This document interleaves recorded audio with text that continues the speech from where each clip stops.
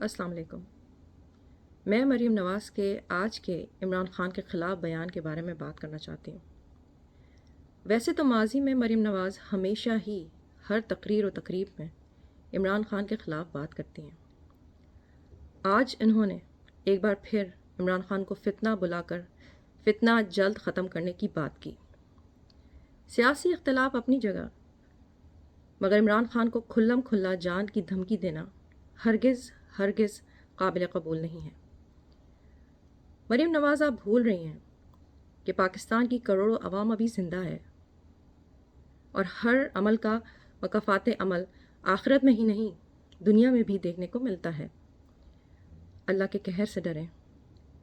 جن حالات میں ملک کا محسن عمران احمد خان نیازی ہے، ایسے تو کوئی کسی جانور کو بھی نہیں رکھتا۔